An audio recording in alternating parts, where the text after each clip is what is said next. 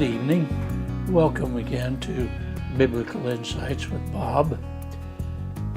A couple of weeks ago, I did a program on Psalm 1 and called it The Man Who Has It Made.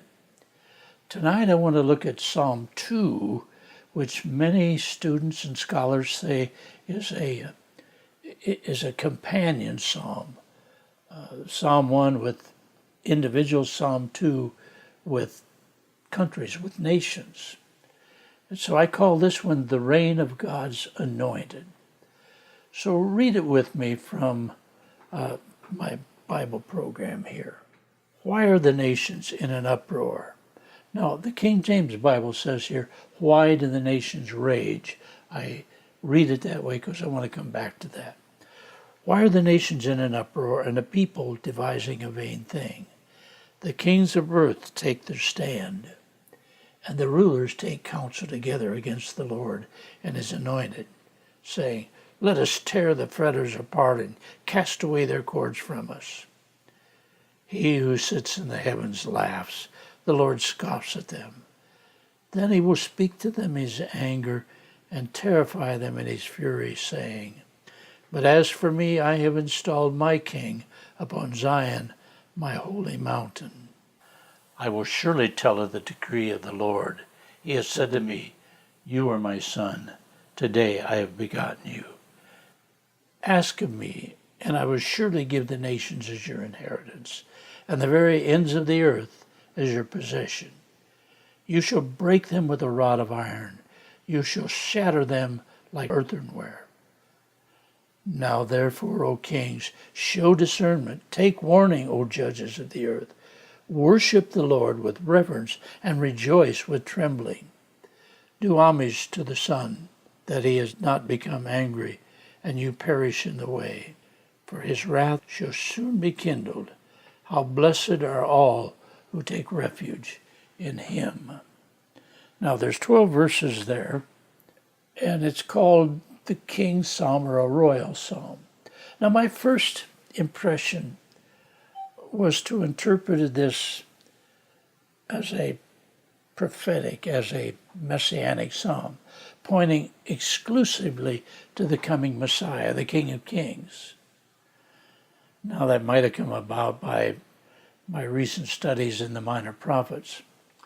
However, we must remember the type of literature reading here. It's a psalm. It's a particular type of psalms they sang in worship. Now, while indeed the psalms are broken down into a number of categories, there are praise psalms, there are imprecatory psalms, which call for the Lord to punish certain enemies. There are messianic psalms. Now, Dr. Constable, one of the teachers that I use his notes abundantly, explains that this is what he calls an indirectly messianic psalm. It's composed for a contemporary king, but having its ultimate fulfillment in the Messiah. Now this helps me to understand Psalms 2 much better than the first few times I read it. It has to do with King David, but it also points ahead to the ultimate fulfillment in the Son of David, or the Messiah, Son of David. Now, Charles Spurgeon has written a book on the book of Psalms, and in that he says we can best understand Psalms 2 if we look at it as a fourfold picture, divided up into 3 verse stanzas, and there are 4 of them. 4 times 3 is 12. The first 3 verses he titles, The Nations Are Raging. Psalms 2, 4-6, he tells that the Lord of heaven derides them or scolds them. And verses 7-9, the Son, the King, proclaims the decree.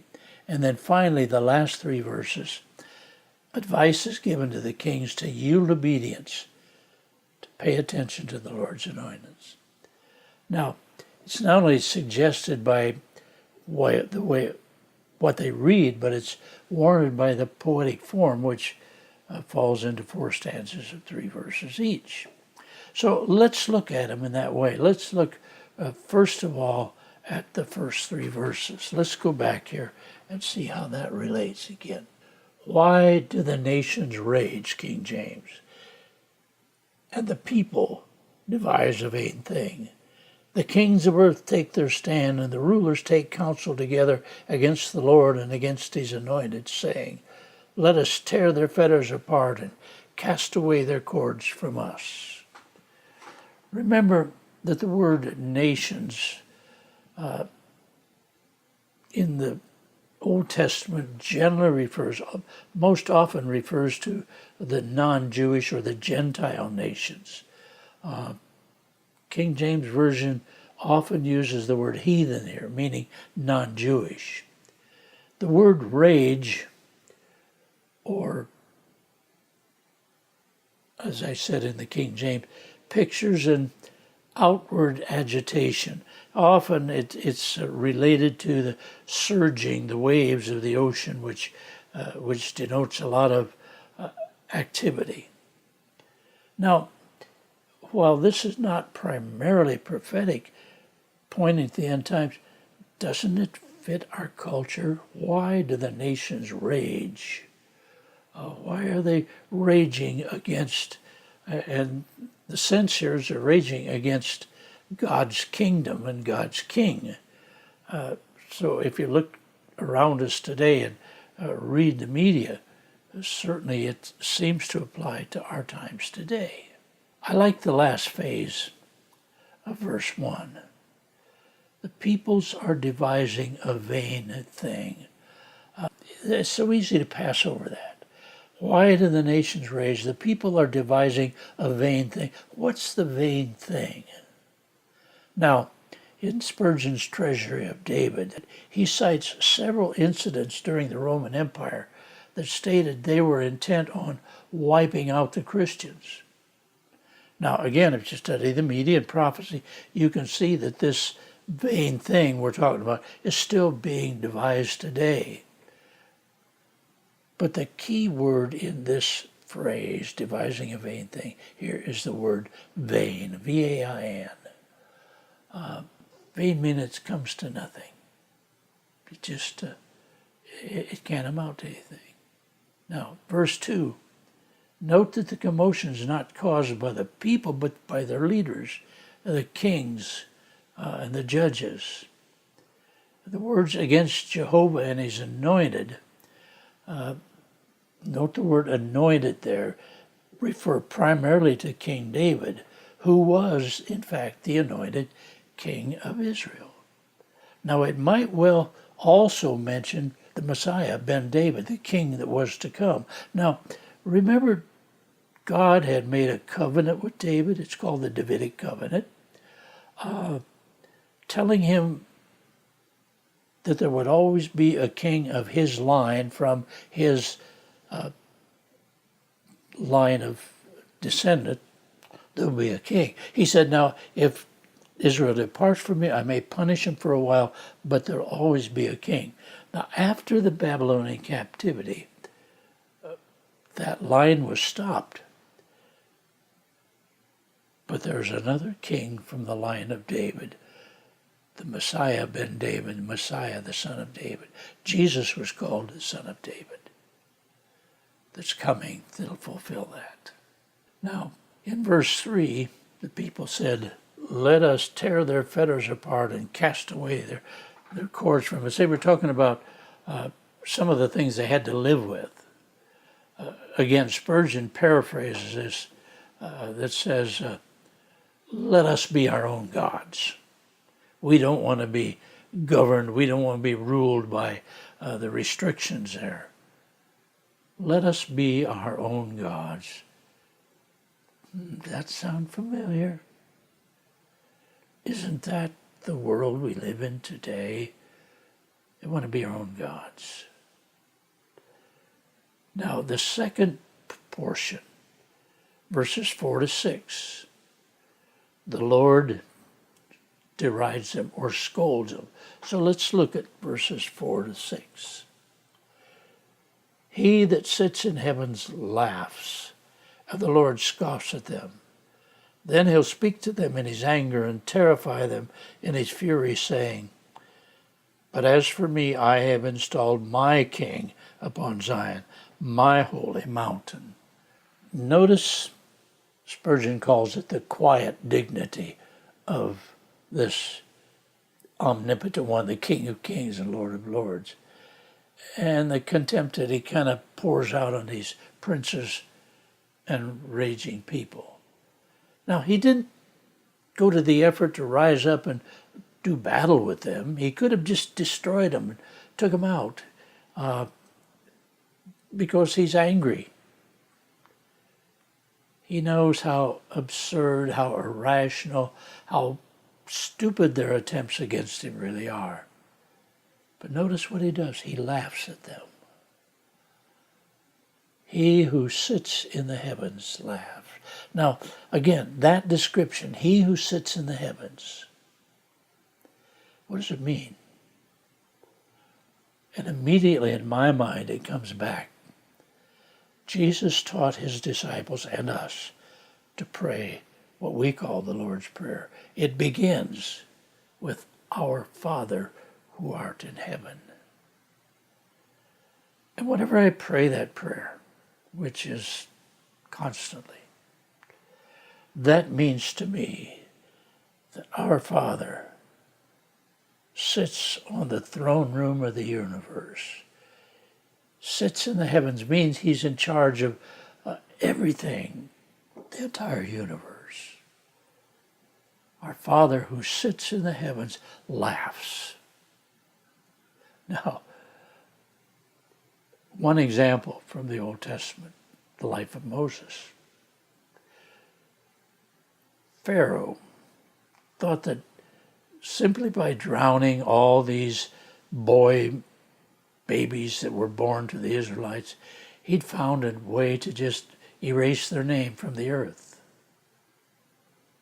But you know, at the same time, his own daughter in his own court gave a princely education to Moses, their deliverer.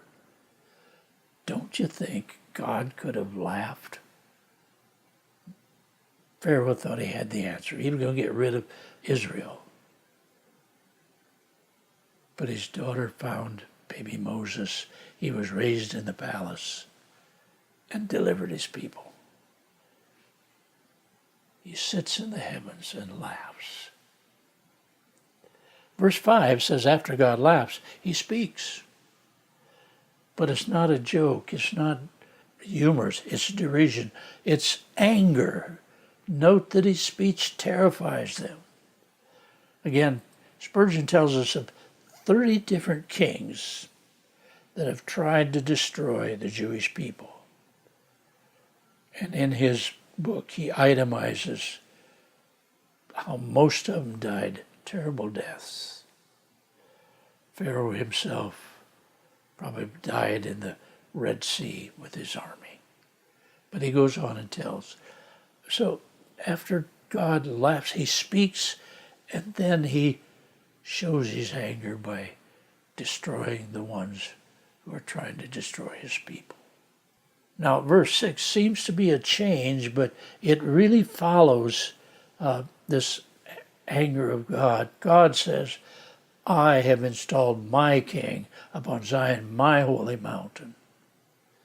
You're not going to destroy them. Now, notice he mentions Zion, my holy mountain. This is the mountain on which Jerusalem is built. Prophecy tells us. First of all, the Old Testament tells us that's where Abraham sacrificed or was willing to sacrifice Isaac. A picture of God's giving his son.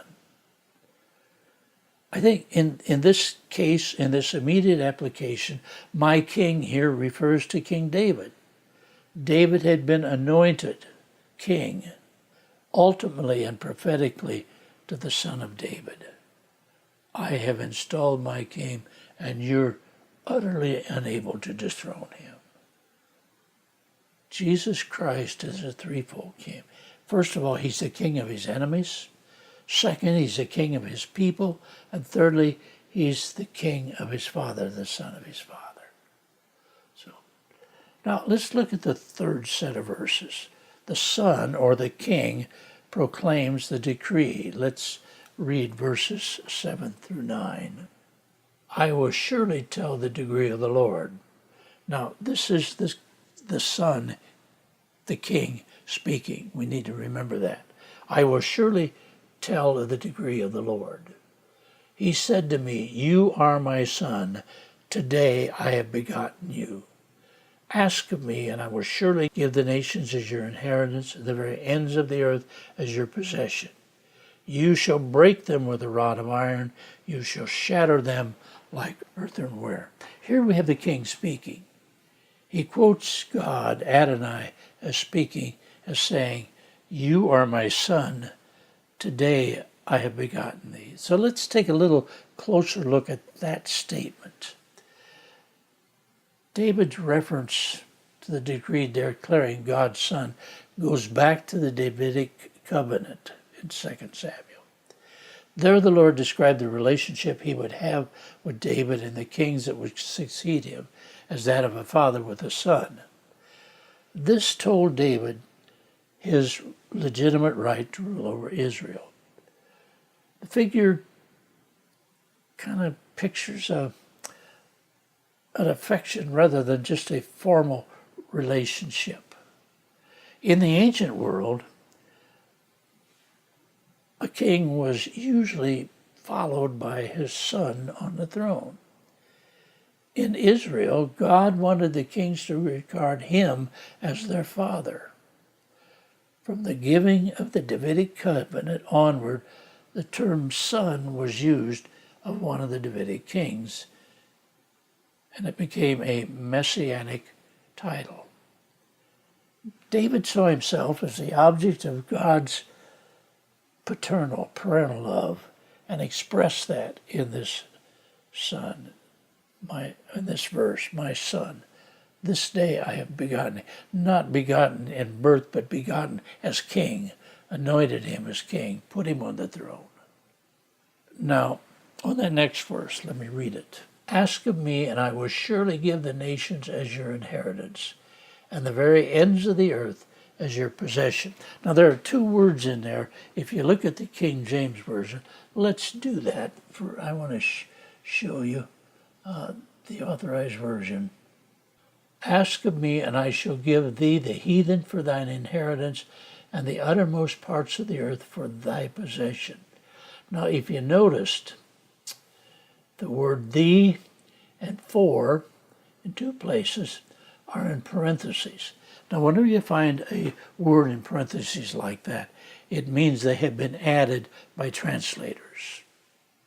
Now, if you read that without those parenthesized words, ask of me, and I shall give the heathen thine inheritance, and the uttermost parts of the earth thy possession. In other words, instead of give thee the heathen, I will give the heathen thine inheritance. He's telling that he's going to give that to the heathens, not give you the heathens, but give that to the heathens.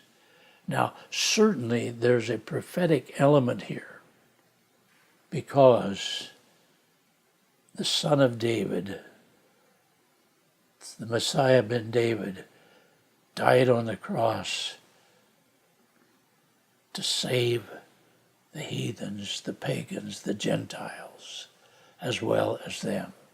So he said, I'll give you, he's talking to his king, I'll give you the nations, I'll give you the heathens, I'll give you the Gentiles. And remember that Paul tells us in Romans that we are grafted into the roots as Gentiles. So it gives this verse a totally different sense to me. Ask of me, and I shall give thee the heathen for thine inheritance, and the uttermost parts of the earth for thy possession. I will give it to them, not I will give you them. That's prophetic, and yet it's beautiful. It changes the whole meaning of what it says to me. Verse 9 seems more prophetic than really describing David's time. It gives the son, or the king, power to destroy the rebellious nations as a potter's vessel. Now, David did conquer, so there was a fulfillment in the life of David. But if you read prophecy, Revelation, the destruction of those nations who are trying to destroy God's people will be complete. The picture of a potter's vessel, you don't put a potter's vessel, if it's back together, if it's dashed to pieces. And the ruin of those sinning nations will be hopeless if Jesus smites them. Pictures total eradication, as the prophets describe it there. Now let's look at the last 3 verses, which is advice that's given to the kings to yield obedience to the Lord's anointed. Verses 10, 11, and 12. Be wise, therefore, O ye kings, be instructed, ye judges of the earth. Serve the Lord with fear and rejoice with trembling. Kiss the Son, lest he be angry, and ye perish from the way, when his wrath is kindled but a little. Blessed are all they that put their trust in him. Verse 10, in view of this absolute certainty of the judgment of rebellion, David is exhorting all the nations to submit before the wrath of the great king, led him to smite them. The leaders of these nations will be wise to bow in submission not only to David, but what's more important, the King of heaven who was behind him. So he's given them advice. It almost is a difference or a different perspective of attitude. He's telling them how God will destroy those nations. Now he's saying, take my advice and worship him to avoid judgment. You notice he said in verse 11, rejoice with trembling. There always needs to be a holy fear. Now, when we talk about fearing the Lord, we're not talking about being scared or trembling. We're talking about a standing in awe. It's not a fear that shirks from him, but standing in awe. It's mixed with joy. Spurgeon says, fear without joy is torment, and joy without holy fear would be presumption. I like that.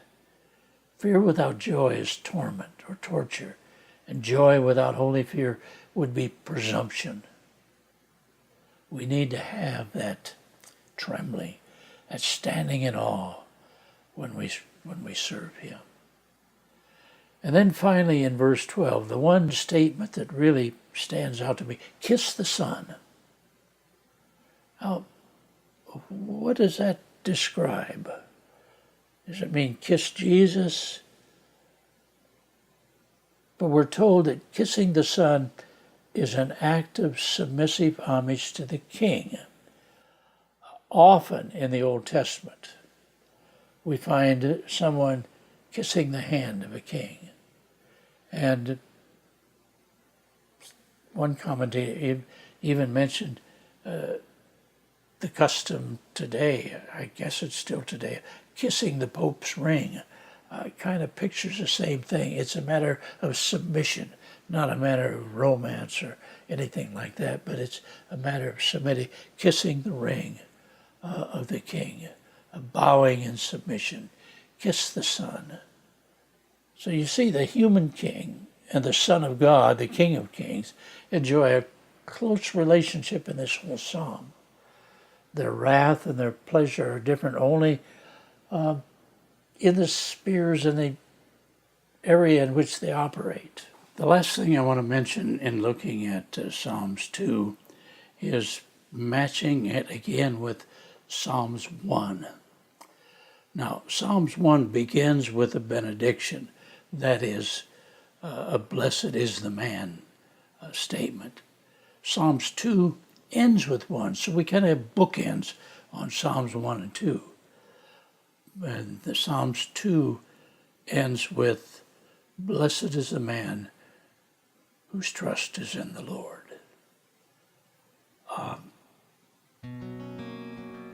Good ending for a good package. Remember, Psalms 1 was the 2 ways for man. Psalms 2 was the 2 ways for nations. So, blessed is a man who puts his trust in the Lord. I want to be that man, don't you? Thank you for joining us for Biblical Insights with Bob.